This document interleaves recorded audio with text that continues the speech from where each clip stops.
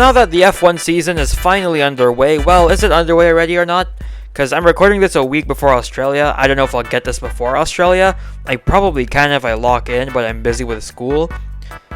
You guys in the comments know. But anyways, I'm going to be looking through every single driver's, apart from the rookies, best and worst seasons in F1.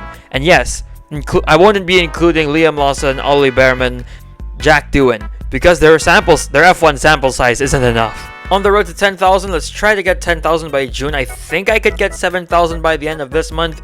And let's also try to get 200 on Instagram. Now, the order I'll be doing this in is not the last in the standings last year of all the available drivers who have done more than one season, which is Alex Albon, and then all the way up to P1, which is Max Verstappen, with the exceptions of Kevin Magnussen and Sergio Perez, because they don't have a seat for this year. So we're only going to be looking at 14 drivers. But anyways, here we go. For Alex, it's pretty straightforward. 2020 is his worst season, and 2023 is his best season. I think everyone agrees with that. I think everyone had high hopes for Alex in 2019, especially considering that he was performing pretty close to Verstappen towards the end of 2019. But after Lewis Hamilton clips his rear right tire in Austria, the entire season just went downhill from there. I think he definitely lost a lot of confidence. Didn't feel any confidence within the Red Bull team itself. So obviously he'll lose confidence in himself. And he just kept on drowning in results to the point of obscurity. I'm probably being a bit too harsh. Actually, no, I'm not. He finished behind Sainz, Ricciardo, and Perez, which he had a considerably better car than them. Nearly finished behind Charles Leclerc, who had a way worse car than Albon. So yeah, 2020 is his worst, but I think everyone agrees that 2023 is his best. No arguments here. His teammate Logan Sargent only managed to score 1 point while he was carrying the entirety of that Williams team on his back. In fact, he could have broken the 30-point barrier if it wasn't for Sergio Perez in Singapore. And that Canada performance, man, that was off the charts. He was so good in 2023, in fact, that midway through the season, he was rumored to join Ferrari, which obviously, those are probably BS rumors. But, you know, at that point of the season when he was rumored to join Ferrari, Sainz and Leclerc weren't doing that great. Well, to be fair, 2023 was like a gap year, a tank year for Ferrari. And next, we have Esteban Ocon. Now, I don't really know what to consider which was Ocon's best or what was his worst season, because I feel like throughout the entirety of his career, he's been the same caliber of driver. I don't think he's regressed. I don't think he's improved. He's just remained stagnant. He's a decent midfield driver who can get you a podium when he's feeling on his day. But I guess if you ask the man himself, he would probably tell you 2021, because that was the season he got his first win in. But for his worst season, I genuinely don't know, because as I said, he's just been the same caliber of driver throughout his career. So I guess his worst season, I would say, was 2024, because he's supposed to be evenly matched with Gasly, but Gasly scored the lies out of him in the standings. Next, we have Lance Stroll. Probably shouldn't talk about Lance Stroll right now, because, well, the last video showed me that you guys don't want to have a genuine conversation with leverage about Lance Stroll. You just want to flat out hate the guy. I won't get into all that yap today. I'll just talk about his best and worst season. His worst season was 2023. I think we can all agree on that. He definitely costed Aston Martin that, well, at least P4 in the constructors. Sure, Aston did have a performance dip later on into the season, but if he was performing in the first half of the season when they were still competitive, they would have gotten that P4. And for his best season, I guess it is 2020. Sure, he was like 50 points behind Sergio Perez, but in the first half of the season, he was genuinely beating Perez until he just got really unlucky multiple times. And he even had COVID, so he had to sit out the race. But is that really a fair assessment? Perez had to sit out 2 races, for crying out loud. Tsunoda, another straightforward one. His worst was 2021, and his best was 2024. I don't really think I need to explain why he was bad in 2021. And in 2024, he ended Daniel Ricciardo's career. And I also think it's worth mentioning, in 2023, he ended Nick De Vries' career. He's the career killer, until Liam Lawson potentially killed his career next. How funny how life works. Next, we have Nico Hülkenberg. Which season do you want to say for Hülkenberg? It's a bit tough because, like Ocon, I feel like he's been the same caliber of driver throughout his career. I don't think he's regressed. Maybe he's regressed a bit because he's quite old now, but I don't think he's gotten better. I don't think he's regressed. Sure, he's at his highs and his lows. So maybe his worst season, I would say, is 2019.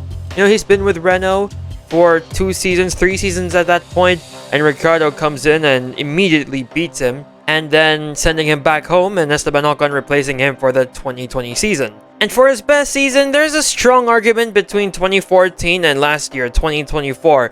In 2014, sure, he missed out on a podium and Perez got a podium, but he nearly had double the points of Perez.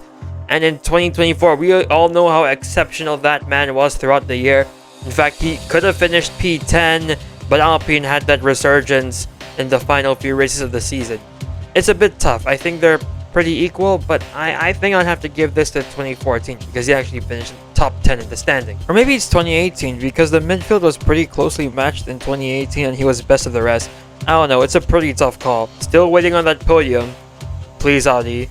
Please, Audi, please! Da-na-da-na-na-na. Next, we have Pierre Gasly. No question about it. His worst season is 2019.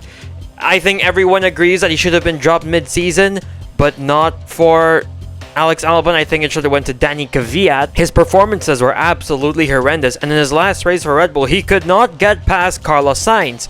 And in his penultimate race for Red Bull, he smashes into the back of Alex Albon, the man who would soon replace him.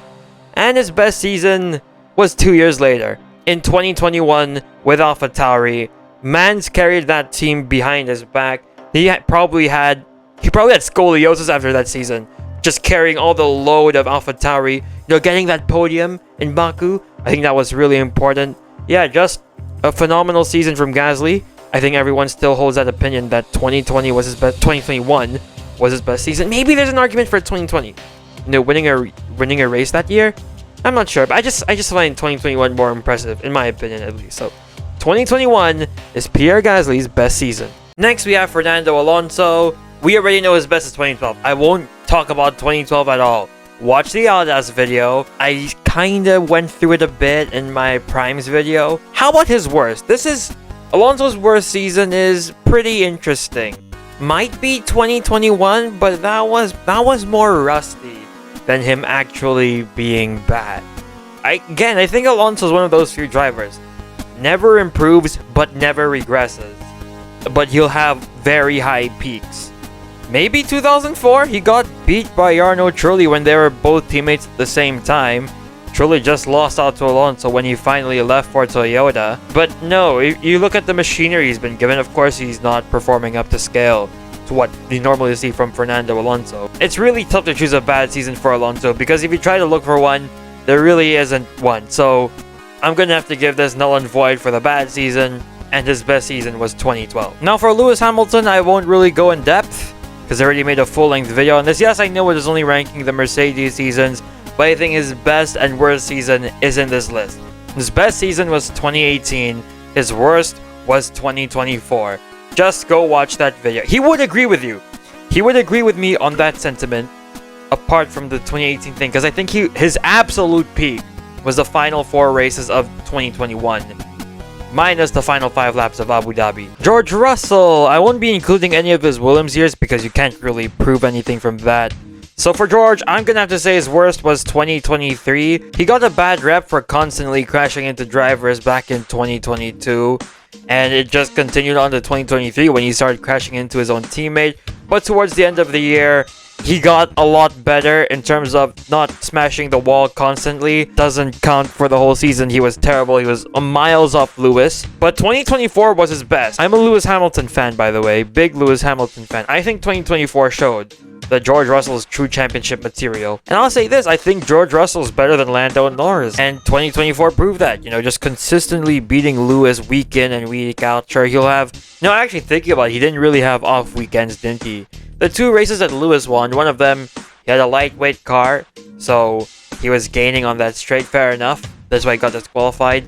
In Britain, he had a DNF, but he was already behind Lewis before the pit stops and before he retired. So... But still, he was really quick on those days as well. But other than that, George was constantly beating Lewis. Even in the races that it seemed like Lewis would get the better result than George, like Singapore, George still finished ahead, although Singapore was because Mercedes had that dumb soft strategy for Lewis. They literally gave him the 2018 Vettel strategy. Still, 2024 is George Russell's best. We have Carlos Sainz next. For his worst, you might think I will pick one of the Toro Rosso seasons, but come on, look who was his competition in 2015. Of course he's not gonna beat Verstappen in 2015. So for me, his worst is between 2018, maybe, and 2022. But thinking about more, I think I would have to give it to 2022. He just really wasn't that up to pace in 2022. I think if Ferrari still kept their competitive car throughout the season, even if Charles Leclerc took the World Drivers' Championship, they wouldn't have won the Constructors because Carlos wasn't really up there pace-wise compared to Charles Leclerc. I think he wasn't a top 5 best driver in 2022, and his gravel addiction was worse than Kurt Cobain's heroin addiction. But enough of the Carlos slander because I'm a huge Carlos Sainz fan. We'll start with the Carlos Glaze now. Carlos' best season, without a doubt, 2019. Best of the rest in the midfield, finishing P6 behind Sebastian Vettel. Not that big of a margin, actually, only 150 points. He almost broke the 100-point barrier. Maybe if he had better results some races throughout the season. And most importantly, he finished ahead of 2 drivers who found themselves in a Red Bull some point in the season. Without a doubt, Carlos Sainz in 2019 was spectacular, magnificent, and proved that he was no joke. He was a genuine threat to the front-running teams and was rightfully signed to Ferrari in 2021. So Carlos' best season, 2019. Next, we have Oscar Piastri. I probably shouldn't have included him in this list because he only did 2 seasons. So we're going to skip this one. Charles Leclerc. I'd say his worst was 2021. I do think Carlos was a lot better than Charles back in 2021. Missed out on a win and possible podium. So yeah, I'd say 2021 was his worst. I didn't really expect much from Charles in 2021. I expected Ferrari to take a gap year, a tank year in 2021 to focus on the 2022 regulations. And they did do that, although 2022 was kind of a failure of a season. Whatever, I don't remind me of that. And his best season was 2024, no question about it. Proved that it's not just his quali pace. He didn't really have that many pole positions. It's not just his quali pace. His race management is chef's kiss as well. And after last season, you could potentially argue that he's the best driver on the grid. In fact, if he had that MCL 38, he might have won the championship. Unlike the person in P2, Lando Norris. Now for Lando's actually a pretty interesting situation. I feel like you could probably call 2024 his best and his worst. He made too many mistakes. He could have won a lot more races. He should have won the championship. It was a 52-point gap. That's a gap you can come back from. Sebastian Vettel came back from a 49-point gap in a much smaller time frame. It was definitely possible for Lando, but just didn't happen. Too many mistakes, and the only races he won were the races where his car was miles quicker than the rest of the grid, apart from, I'd say, Miami. No Lando slander though. I hope he does good this season because I want to see a close fight. Just preferably don't win the championship because I want Leclerc or Lewis to win it. I'm a Ferrari simp. And lastly, certainly not the least, we have Max Verstappen. I made a video on this before. I literally ranked all of Verstappen's seasons. I called 2016 his worst. I still stand on that opinion because, I mean, he was driving like a lunatic that year. Just take a look at this compilation I made for that video.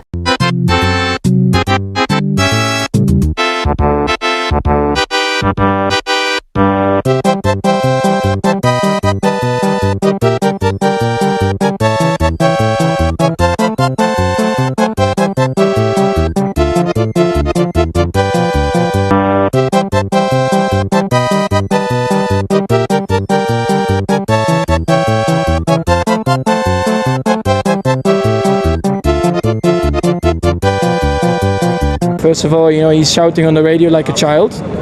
It is just like a child. And for his best, I made a video on this too. 2024 was his best. I'm not going to explain further. If you want the full explanation, go watch these 2 videos. It's extra ad revenue for me, baby. Anyways, let's head to the conclusion of this video. So that will do it for today's video. Be sure to like and subscribe. I'll try my best to cover the season as it goes on, because last year I never really covered the season. I'll just make videos on random topics. So this year I'll try my best to follow along the season. I will also try my best to do an MSTF1 style video for Australia. But anyways, thanks for watching and goodbye.